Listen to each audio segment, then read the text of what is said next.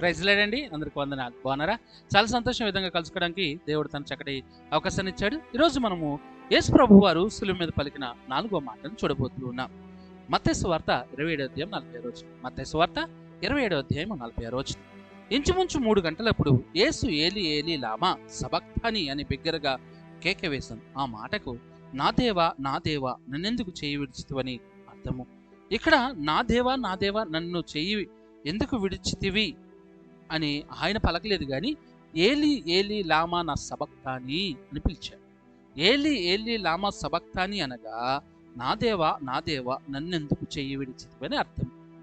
ఈ రోజున ఆ 4వ మాట యేసుక్రీస్తు వారు శిలువలో పలుకుతున్నప్పుడు ఆయన పరిస్థితి ఇక దాదాపు ఆయన పట్టుకున్న కాడి నుంచి శిలువ మీద 16 గంటలు ఇందా మనం చూసుకున్నాం. 3 గంటల అంటే దగ్గరికి వచ్చేసింది, ఇంకా 3 అవల, ఇంకా దగ్గరికి ఇంకా కొద్ది నిమిషాలే ఆయన చనిపోవడానికి, కొద్ది నిమిషాలే. అంటే మొదటి మాట, రెండవ మాట, మూడవ మాట చాలా వ్యవధి పడింది. 9 గంటలకు ఆయన సిలువ వేసినప్పటికీ 3 గంటలు వేసారు. చాలా వ్యవధి ఉంది మధ్యలో, ఆ గ్యాప్. కానీ ఈ 4, 5, 6, 7 మాటలకి వరుసగా, అంటే కొద్ది నిమిషాలు వరుసగా 10-20 నిమిషాల గ్యాప్లో జరిగిపోయినాయి ఇవన్నీ. ఇక 3 గంటలు అవుతున్నప్పటికీ యేసుక్రీస్తు వారు ఈ మాట ఏలి ఏలి లామా నా సబక్తాని అంటే నా దేవా నన్నెందుకు చేయి విడిచితివి అని బిగ్గరగా అరుస్తున్నాడు. కేక అంటే గట్టిగా పలుకుతున్న మాట ఇది. అప్పటికే దాదాపు దాని ముందు వచ్చిన చూస్తే 27-45 మత్తయిలో మధ్యాహ్నం మొదలుకు 3 గంటల వరకు భయంకర చీకటి కమ్మేస్తుంది. ఆ చీకటి అయిపోయి అప్పటికే 3 గంటలు అయిపోయింది. చీకటి కమ్మింది. ఆ చీకటి కమ్మేసింది. ఆ చీకటిలో, భయంకరమైన చీకటిలో యేసుక్రీస్తు వారు ఆ చీకటిని అంటే చీకటి పరిస్థితి, ఆ చీకటిలో ఆ పరిస్థితిలో ఉన్నాడు ఆయన అన్నాడు ఏలి ఏలి లామా అని, నా దేవా నన్ను ఎందుకు చేయి విడిచితివి అంటే శరీరం ఇంకా అసలు ఓపిక లేదు. ఆయన ఓపిక తెచ్చుకుని మాట్లాడుతున్నాడు. ఎందుకంటే శరీరం అంతా నుజ్జుగా మారింది. అంత భయంకరంగా ఆయన హింసించారు. చేతుల్లో మేకులు గాయాలు, కాళ్ళలో మేకులు గాయాలు, మొత్తం తల మీద ముళ్ళు గుచ్చుకుపోయి 17-18 చోట్ల ఆ యొక్క పెద్ద ముళ్ళు ఉంటాయి, అవి గుచ్చుకుపోయి శరీరం అంతా లోతైన 150-170 గాయాలు ఉన్నాయి. ఆయన శరీరం అంతా కూడా లెక్కేస్తే చిన్న గాయాలతో దాదాపు 4000 పైన గాయాలున్నాయి.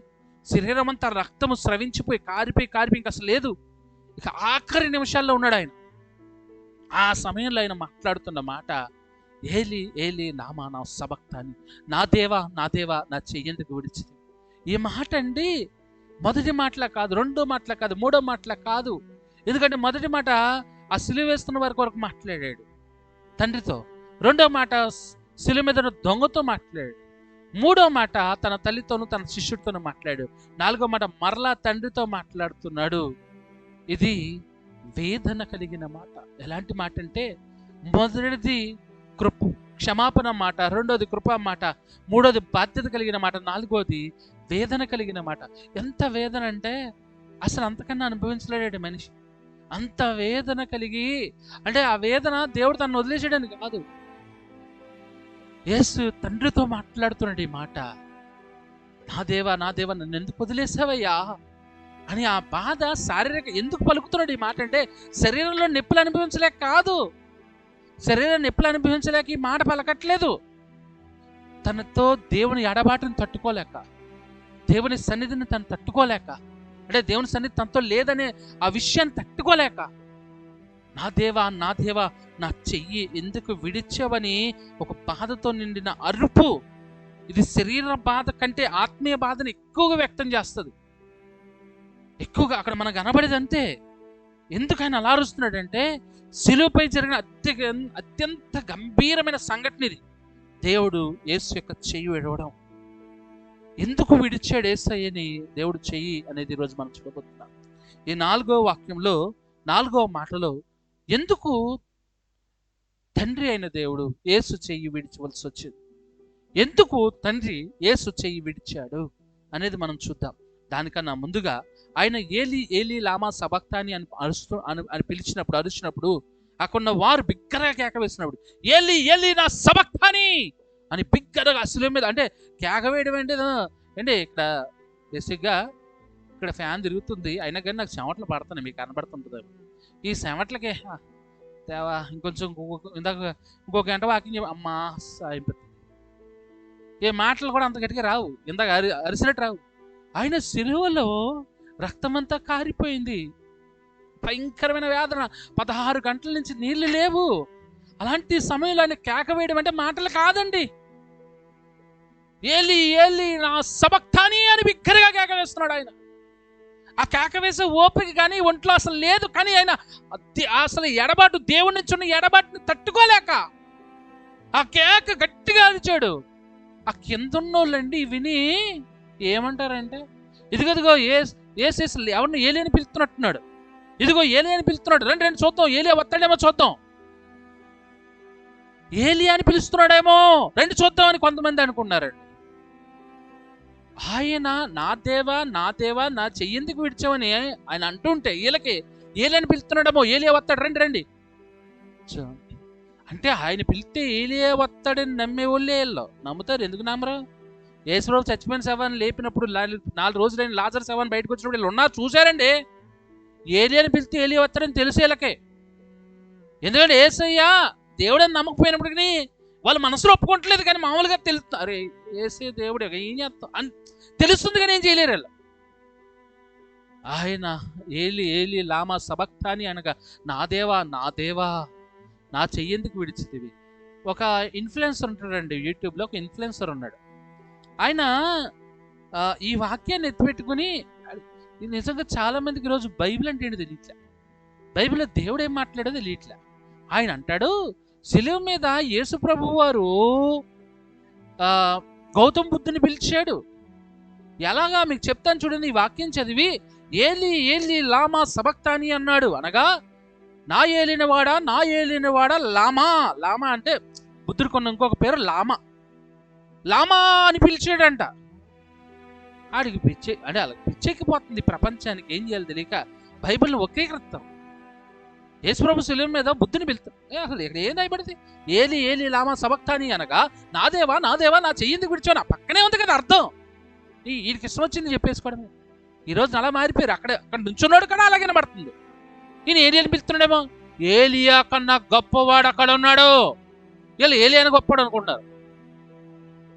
అయితే ఈ 4వ మాట యేసుక్రీస్తు వారు ఎంత వేదనలో ఉన్నాడనేది నిరూపించే మాట. అయితే ఆయన పలుకుతున్నాడు, నా దేవా నా చెయ్యి ఎందుకు విడిచింది. ఈరోజు దానికి సమాధానంగా మనం వినబోతున్నాం. తండ్రి దేవుడు ఎందుకు యేసు చెయ్యి విడిచాడు. అందులో మొదటి విషయం మనం చూద్దాం. 1 పేతురు 2:22 ఆయన పాపము చేయలేదు, ఆయన నోటిలో ఏ కపటము లేదు. ఇందులో మనం చూసేది యేసు తన జీవితంలో ఏ పాపం చేయలేదు. యేసు ప్రభు వారు తన జీవితంలో ఏ రోజు ఎప్పుడూ కూడా ఒక్క పాపం చేయలేదు. డైరెక్ట్గా వాక్యాలు రాయబడుతున్నాయి. పేతురు రాసిన పత్రికలు ఆయన అంటాడు, ఆయన పాపం చేయలేదు, ఆయన నోటి ఎందుకు కూడా ఏ కపటం లేదు. యేసుక్రీస్తు వారు తన జీవితంలో ఎప్పుడూ ఒక పాపం కూడా చేయలేదు. ఇంకొక విషయం కూడా రాయబడుతుంది. ఆయన హెబ్రీ 4:15 సమస్త విషయములలో మనవలే శోధింపబడినను ఆయన పాపం లేనివాడుగా ఉన్నాడు. అంటే ఆయన పాపం లేకుండా ఉన్నాడంటే మనుషుల్లో లేకుండా, ఇంకా తన చుట్టూ ఎవరు లేకుండా గోడ కట్టుకుని కూర్చోలే, మనవలే శోధింపబడి. నువ్వు ఏదైతే ఎదుర్కొన్నావు అన్నీ ఎదుర్కొన్నాడు ఆయన. నువ్వు ఏదైతే ఎదుర్కొన్నా అన్నీ ఎదుర్కొన్నాడు, అన్ని శ్రమలు కూడా వచ్చాడు, అన్నీ ఎదుర్కొన్నాడు. అయినా కానీ పాపం లేకుండా జీవించాడు. ఆయన పాపం చేయలేదు. శ్రమలు ఎదుర్కొన్నా, శోధనలు ఎదుర్కొన్నా ఆయన మాత్రం ఏంటి చేయి తప్పలేదండి చేస్తామంటారు, అలా చేయలేదండి. మనవలే ఏదైతే శ్రమలు ఎదుర్కొన్నా అన్ని శ్రమలు ఎదుర్కొని మనకన్నా ఎక్కువ ఎదుర్కొన్నాడు. ఆయన పాపం లేనివాడిగా ఉన్నాడు. పాపాలను తీసివేయటికి ఆయన ఈ లోకానికి వచ్చి, కాబట్టి ఆయన ఏ పాపము లేదు. ఒకసారి అంటాడు తన శత్రువులందరి మధ్యలో, నాలా పాపం ఉందని ఎవడైనా చూపించగలడా? ఒక్కడి నోరు తెరలేపాడు. అంటే మనం చూస్తున్నాం ఈరోజు యేసు తన జీవితంలో ఏ పాపము చేయలేదు. దేవుడు అనుకున్న రీతిగా దేవుడు అనుకున్నాడు, ఒక మనిషి ఇలా పాపం లేకుండా బతకాలి. బతికి చూపించిన వాడు యేసు ప్రభువు మాత్రమే. తన పుట్టిన నాటి నుండి మరణము వరకు ఒక్క తప్పు కూడా చేయింది యేసుక్రీస్తు వారు మాత్రమే. ఆయన మాత్రమే పాపం లేకుండా జీవించాడు. మనవలే అంటే ఆయన దేవుడు కాబట్టి అన్ని ఎదిగిమించి పరిగెట్టుకెళ్ళి అలా లేదండి. నువ్వు ఏదైతే అనుభవించావో ఆయన ఆకలి బాధ ఉంది ఆయనకి, ఏంటి కొంచెం నీరసాలు వచ్చినాయి, అనారోగ్యాలు వచ్చినాయి, ఆయనకి నీకు వలే నా వలే ఎన్నైతే అనిపించాలి అన్నీ అనిపించినా పాపం ఈ రోజు చేయలేదు. నోటితో కూడా ఏ కపటం మాట్లాడలేదు. మనిషి మొత్తం కంట్రోల్ చేయొచ్చు, కానీ నాలుకని కంట్రోల్ చేయను, నోటిని కంట్రోల్ చేయను. తెలుసా? ఈ నోటి ఎన్ని మాట్లాడదు, అప్పుడే మంచి మాట్లాడు, అప్పుడే చెడు మాట్లాడు. ఆయన ఈ రోజు అలా చేయలే. ఆయన ఏ పాపము లేదు. ఏ తన జీవితంలో ఒక్కసారి కూడా పాపము చేయలేదు. ఆయన పాపాత్ముడు కాదు, నీతిమంతుడు, నిజమైన నీతిమంతుడు. రెండవ విషయం చూద్దాం. మరైతే ఇంత పాపం లేని వ్యక్తిని ఎందుకు తండ్రి తన చేయి విడుస్తున్నాడు? దాంట్లో రెండవ విషయము, రోమిలికి రాసిన పత్రిక 8:4 దేవుడు తన సొంత కుమారుని పాప శరీరాకారంతో పంపి ఆయన శరీరమందు పాపముకు శిక్ష విధించెను. అంటే ఈ లోకంలో మనం పాప శరీరమై ఉన్నాం. పాపం వల్ల పుట్టిన వారము, పాపంలో పెరుగుతున్న వారము. కాబట్టి ఈ పాప శరీరాన్ని యేసుక్రీస్తు వారికి ఇచ్చాడు. ఆయన పుట్టుకల పాపం లేదు, కానీ ఈ శరీరం పాపయుక్తమైనది. ఈ రక్తమాంస శరీరాలు పాపంతో నిండిపోయాయి. ఆలోచన, ద్వేషము, ఇవన్నీ మనసులో ఉండిపోయినాయి. ఆ పాప శరీరాన్ని ఆయన ధరించుకున్నాడు. ఎందుకంటే ఆయన శరీరమందు పాపమునకు శిక్ష, ఆయన శిక్ష ఆయనకి కాదు, పాపమునకు కలుగు వచ్చు మరణం అనేది, అంటే పాపం వల్ల వచ్చే మరణం, ఆ పాపానికే శిక్ష, ఈ మనిషికి కాదు. అంటే యేసుక్రీస్తు వారి మీద తండ్రి ఈ లోక పాపాన్ని మోపాడు. ఇంకా వచ్చిన చూస్తే క్లారిటీ వస్తుంది. 2:5-21 ఎందుకనగా మనం ఆయనందు దేవుడు నీతి అగునట్లు పాపం మెరుగని ఆయనను మన కోసం పాపముగా చేశాను. దేవుడు యేసుక్రీస్తుని పాపముగా చేశాడు. పాపముగా చేసినంటే ఈ ధర్మశాస్త్ర విషయాల్లో, బలి విషయంలో, పాపరాధ బలి విషయంలో వాడి పాపాలు తొలగించబడాలంటే ఒక గొర్రె మీద వాడు చెయ్యి వేయాలి. వాడు తీసుకొచ్చిన గొర్రె మీద చెయ్యి వేసి, అంటే వీడిలో పాపాలు దాని మీద పెడుతున్నట్టు, మోపుతున్నట్టు, చెయ్యి మోపుతున్నట్టు అంటే దాని అర్థం నా పాపాలని గొర్రె మీద మోపుతున్నాను అన్నట్టు. దాన్ని అడవిలో గొర్రెయాలి. అలాగా ఆ మన పాపాలు తీసివేయడానికి ఆయన యేసైన గొర్రెగా ఉపయోగించుకుని మనందరి పాపాలు ఆయన మీద మోపాడు. యేసు ప్రభు వారి మీద తండ్రి మనం పాప భారాన్ని అంతటిని మోపినట్లుగా మనం చూస్తాం. మొదటి యోహాను 4:10 మనము దేవుని ప్రేమించటమని కాదు, తనే మనల్ని ప్రేమించి మన పాపను ప్రాయచిత్తము చేయుటకు తన కుమారుని పంపినందులో ప్రేమ ఉంది. దేవుడు మనల్ని ప్రేమించాడు కాబట్టి తన కుమారుడిని యేసుక్రీస్తు మీద ఆ పాప భారాన్ని ఉంచాడు. దేవుడు మనల్ని ప్రేమించాడు కాబట్టి ఈ లోకానికి వచ్చి మన భారాన్ని తండ్రి ఆయన మీద మోపుతున్నట్లు చూస్తున్నాం. మనం యేసు పాపం చేయలేదు, కానీ మన కోసం పాపంగా చేయబడ్డాడు. అది క్లారిటీగా మనం చూస్తే మనం పాపము ఆయనపై ఉంచబడింది, మన శిక్ష ఆయనకు వచ్చింది. ఇది ఒక మార్పిడి లాంటిది. ఎలాంటిదంటే మన పాపం యేసుకి ఇచ్చి యేసులోని నీతిని మనకు అనుగ్రహించాడు. మన రక్షణకారం మన మంచి పనులు కాదు, యేసు చేసిన త్యాగం. మొదటి చూసాం ఆయనలో ఏ పాపం లేదు, అయినప్పటికీ యేసు ప్రభు వారిని తండ్రి ఎందుకు విడుస్తున్నాడంటే ఈ లోక పాపమునంతటినీ దేవుడు యేసు మీద ఉంచాడు. మూడో విషయం చూద్దాం. మొదటి పేతురు 2:24 మనం పాపములు విషయమై చనిపోయి నీతి విషయమై జీవించినట్లు ఆయన తన శరీరమందు మన పాపములను బ్రాను మీద మోసుకొనెను. ఆయన పొందిన గాయముల చేత మీరు స్వస్థత నొందితిరి. ఈ రాయబడ్డ వచనం ప్రకారము యేసు మన పాపములు తన శరీరమందు భరించాడు.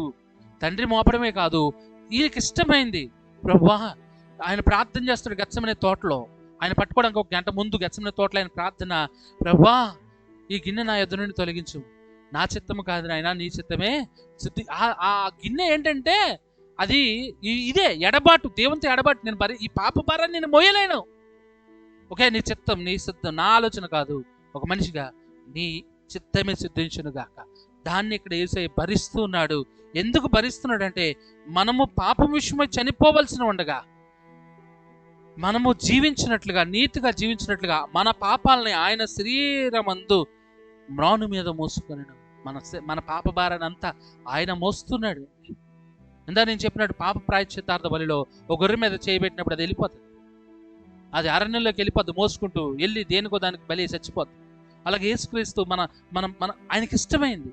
గొర్రెకి ఇష్టమవుతుందో లేదో తెలియదు, కానీ ఆయనకి ఇష్టమై మన పాపాలని ఆయన తన మ్రాను మీద మోసుకున్నాడు. గలతీ 1:4 మన తండ్రి అయిన దేవుని చిత్త ప్రకారం క్రీస్తు మనను ప్రస్తుతపు దుష్ట కాలం నుండి విమోచింపవాలని మన పాపం నిమిత్తం తను అప్పగించుకున్నాడు.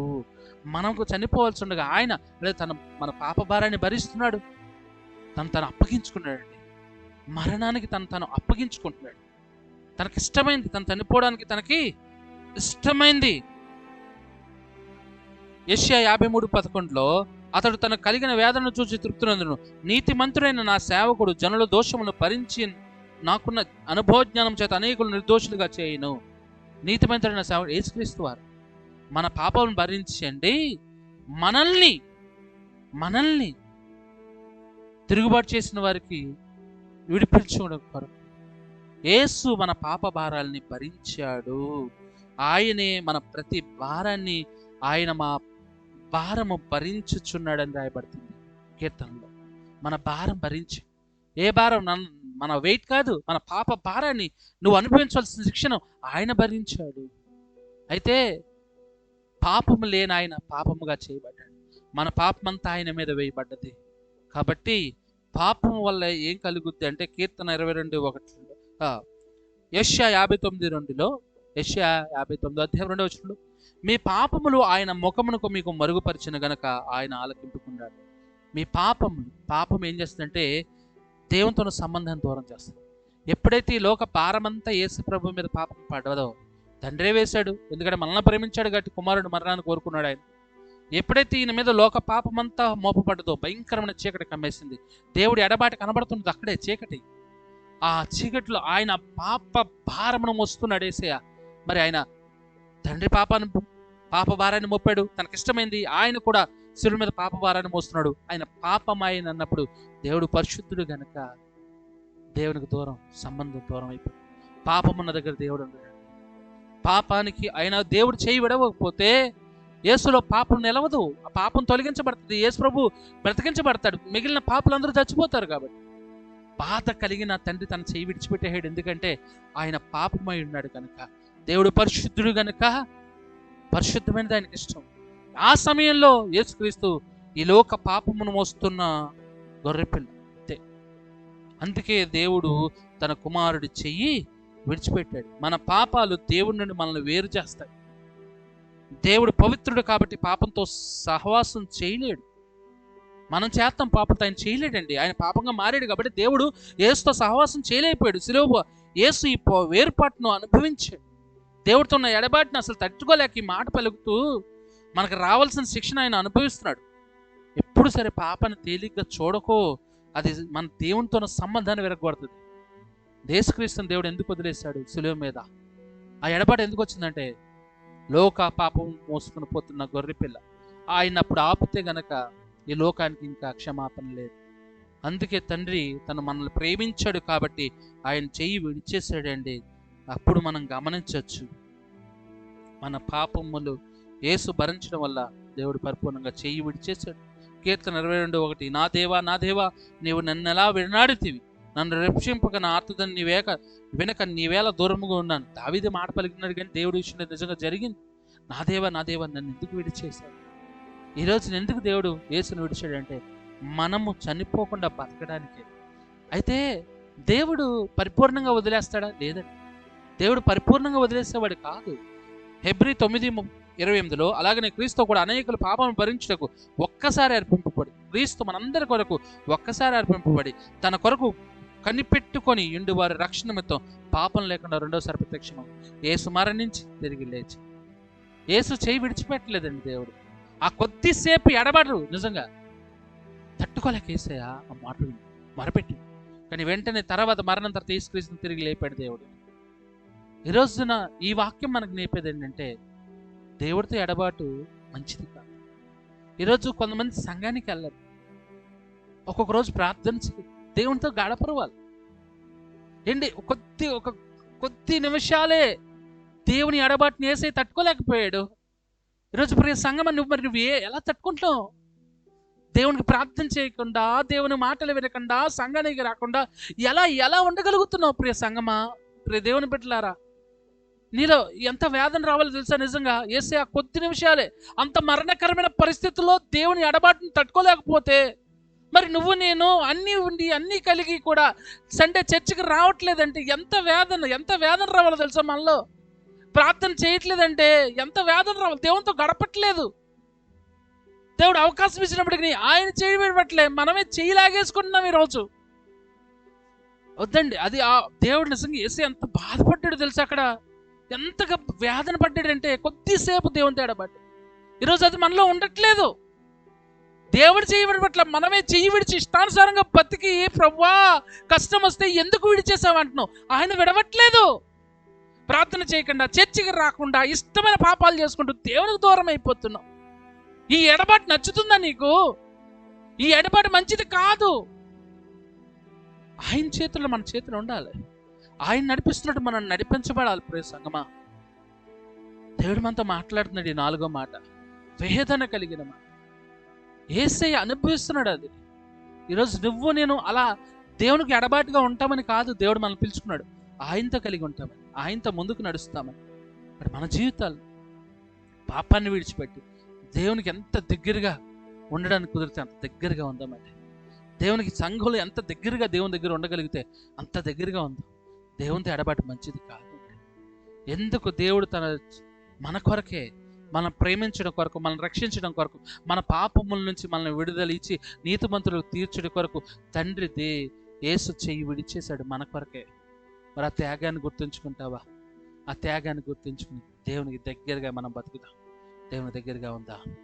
ఈ వాక్యం దేవుడు మనకు ఫలింప చేయను గాక. ఈ వాక్యాన్ని ఇతరులకు షేర్ చేయండి. ఇతరులు ఈ వాక్యాన్ని నేర్చుకున్నట్లుగా ఈ వాక్యాన్ని ఇతరులకు షేర్ చేయండి. వందనాలు. చాలా సంతోషం. రేపు 5వ మాట గురించి విందాం.